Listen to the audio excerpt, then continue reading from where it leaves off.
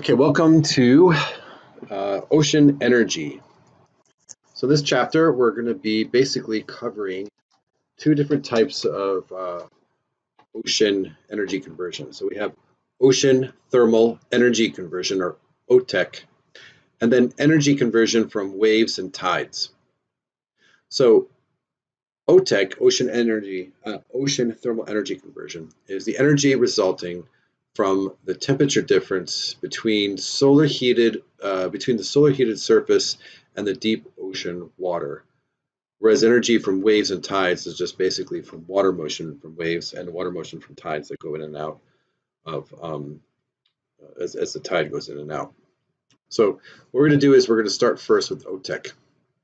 So the way that works is that in the ocean, yes, surface temperatures at times can be in excess of 27 degrees Celsius.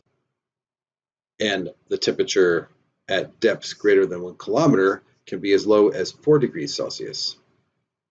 So if you were actually to view the surface as a hot reservoir and the deep water as a cold reservoir, then a heat engine can be put into place to extract useful work. That is the principle behind Otech. And Otech systems are deemed economically feasible if the surface to depth temperature difference is greater than 20 degrees Celsius. So looking at a figure from your book, which illustrates the distribution of surface to depth temperature differences at 1 kilometer, if you were to look at anything greater than 20 degrees Celsius, you'd have to look at these color coordinates. Basically, the difference in these two grays and this black would relate to surface to depth temperature differences greater than 20 degrees Celsius, where the greatest would be in this area of the world.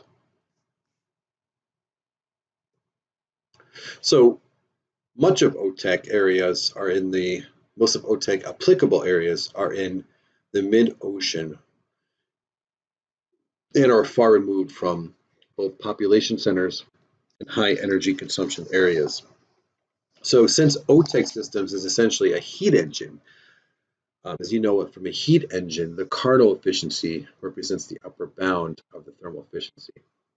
So if you were to consider the thermal efficiency between an Otech system operating between a surface temperature of 27 degrees Celsius and a deep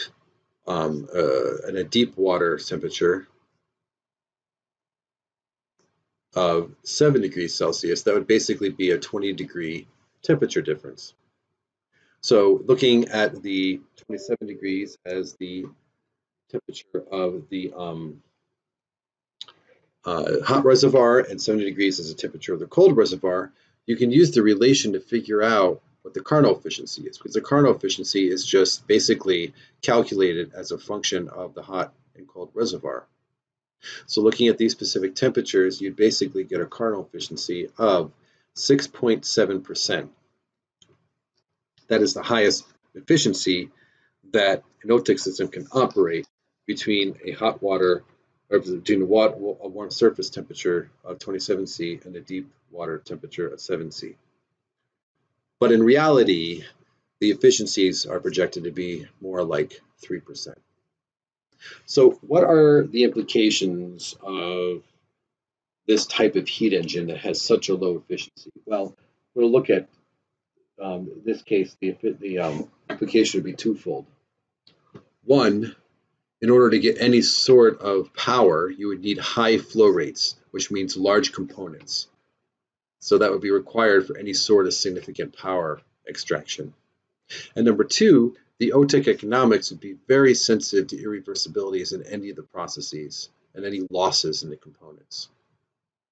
So Otech systems with high flow rates and large component sizes lead to very large capital expenditures for construction and operation. So if those losses are underestimated, an Otech system may be subject to deficit economics or may require more energy to operate than is extracted.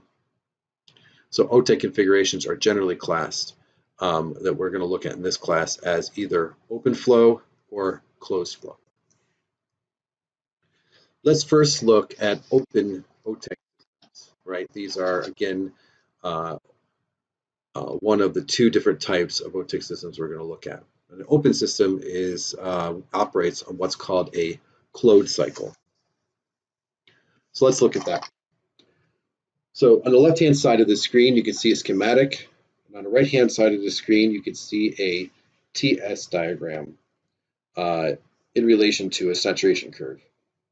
So looking at this diagram, at state 1, you have warm surface water, which is admitted to an evaporator, a low-pressure evaporator. There's a vacuum pump that maintains the low pressure for the evaporator, where the warm surface water is basically flashed in the operator, or in the evaporator. And that is flashed into what is called a low quality mixture. So you have a very low quality, meaning that most of the saturated mixture that's in the evaporator is liquid, which ends up being discharged, and the small amount of steam that's extracted is pulled out as a saturated steam to go to a turbine. The resultant liquid vapor mixture coming out of the turbine is discharged in state 3. And then in what's called a direct contact condenser, cold water at state 5 is used to condense the mixture from the turbine. And then state 4 is a state at the condenser exit. And so because of that low quality mixture in the evaporator, most of the warm, as I mentioned, most of the warm surface water is rejected back into the So again, if we were to look at this, here's state 1, we have our warm water, gets throttled down to state 2. At state 2, the saturated mixture, the water, the remaining saturated water is discharged, and the resultant saturated vapor is brought over to a turbine. It's expanded, it comes out as a saturated vapor mixture, where it is put into a direct contact condenser while being in the direct contact condenser with the cold, deep water. So best thing to do is let's just look at an example problem from the book. So here it reads that an open cycle Otech system operates with warm surface water at 27 C and a surface condenser at 13 degrees C from deep cold water that's at 11 C. The evaporator pressure is at 3.17 kilopascals, or 0.0317 bar, which corresponds to a saturation temperature of 25 degrees Celsius. The condenser pressure and temperature are at 15 C and 0.017 bar. And the turbine efficiency is 80%. So the turbine, if we want this thing to produce 100 kilowatts, determine the system efficiency, the warm water, cold water, and turbine mass flow rates. So we're going to go ahead and just go ahead and compute I'm just going to go ahead and compute the start with the turbine with the steam going through the turbine.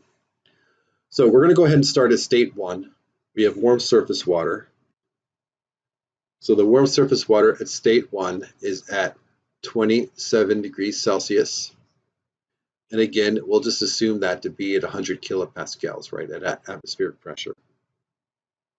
So looking at that, we can get an enthalpy, 113.19 kilojoules per kilogram, right? You can use E's or your thermodynamic tables. From process 1 to process 2, we're throttling the pressure down in order to go into the evaporator. So again, process 1 to 2, this throttling process is considered to be isenthalpic, just like in a refrigeration system. So the enthalpy at state 2 should be equal to the enthalpy at state 1. So taking that, we can go to state 2. Enthalpy at state 2 is equal to the enthalpy at state 1. And we know that in the condenser, the pressure is 3.17 kilopascals. So with that said, you can go ahead and use those two properties to find the quality. Now what you're going to find though is that if you actually use ease for this problem, it's going to it's not going to be able to accurately give you the quality. And the reason is that the property calculator in ease that you're using only calculates quality to the nearest hundredth decimal place, and the quality is so low that you would actually need to carry it out to a further decimal place. So best thing to do is, knowing that this is a saturated mixture, you just go to your thermodynamic tables for a pressure, for a saturated water tables at a pressure of 3.17 kilopascals. You'll get that what the enthalpy of the saturated gas and the saturated fluid is. So it's 2,546.7 kilojoules per kilogram for saturated vapor and 104.83 kilojoules per kilogram for saturated fluid. So knowing the enthalpy, right, and knowing what the actual enthalpy is, and knowing what the enthalpy of the saturated gas and fluid is, you can actually go ahead, right, knowing this property and knowing Hg and Hf, you can calculate the quality pretty directly. And if you were to go ahead and do that, you find that the quality is super low, right? Basically less than 1%, is 0.3% or 0.003424. So again, what you do is you take water at 100 kilopascals, right? You're taking water from the surface, warm surface water of 27 degrees Celsius, and you're dropping the pressure down to 3.17 kilopascals. You're dropping it down and flashing it, where only a small amount of vapor, right, is going up into the a small amount of vapor is going out to the turbine, because the quality is so low that only 0.3% of the mass flow rate coming in from state 1 actually goes to the turbine. The rest is getting rejected. So what you would basically do is that this is the enthalpy going into the turbine, right? So again, this is the enthalpy going into the turbine, is the saturated vapor coming out of the evaporator.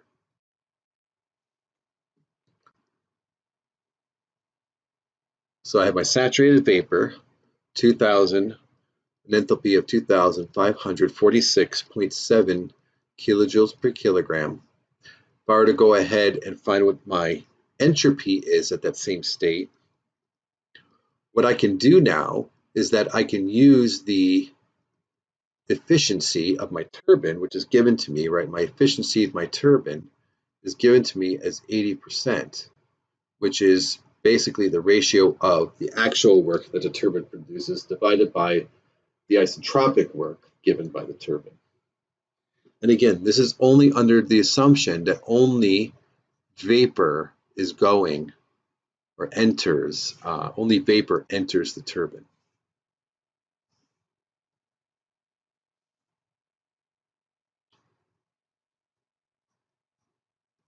Only vapor enters the turbine.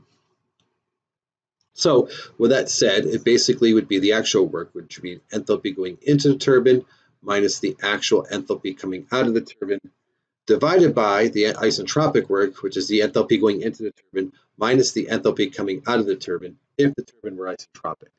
So the isentropic state coming out of the turbine, where S3 would equal S2, right? So the entropies would be equal between going in and out of the turbine for the isentropic case, right? And I know that my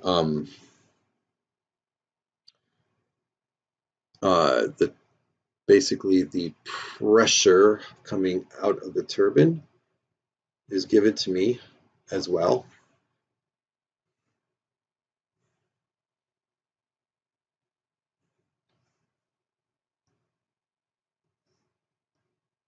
The pressure or the temperature doesn't really matter because it's a saturated mixture. So again, coming out of the turbine, you can get the pressure. Sorry, excuse me, let me go back and get that. So that would be 1.7 kilopascals. So coming out of the turbine, I get my enthalpy coming out if it were an isentropic process. So what I can do is that I can go ahead and using my efficiency of 0.8, I know that my enthalpy going in, I know I don't know my actual enthalpy coming out, but I know the isentropic enthalpy coming out, and then I can go ahead and I can calculate what the actual enthalpy coming out of the turbine is. So knowing that,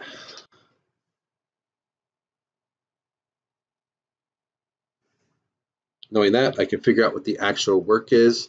Sorry, the specific work. So enthalpy in minus enthalpy out gives me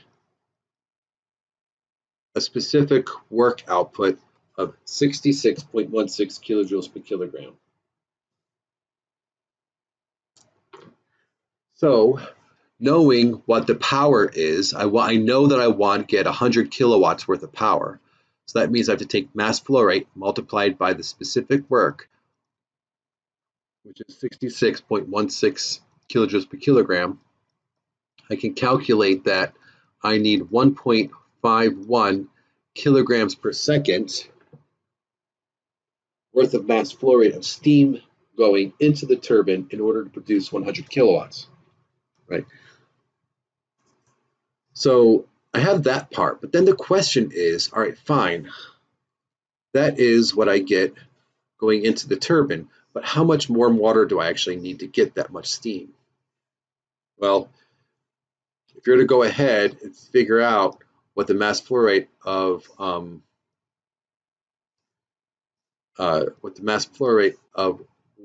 water would be, that would actually equal the mass flow rate of steam divided by the quality coming out or in the evaporator, right? So that would be 1.51 kilograms per second worth of steam flow rate divided by a quality of 0.003424.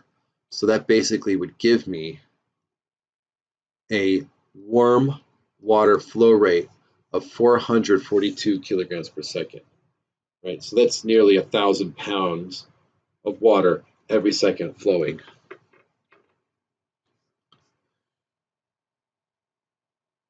Right, so that's a huge flow rate of warm water. The next thing it asked me is, what is going to be the efficiency? Well, efficiency would be what I need, right, which is basically the work coming out of the turbine, right? So that would be my actual work, or I can actually quantify that in terms of specific work coming out of the turbine, divided by, in this case, it would be the difference in enthalpy of the steam minus the enthalpy of the water being the cold water discharge. So if I were to define my efficiency that way,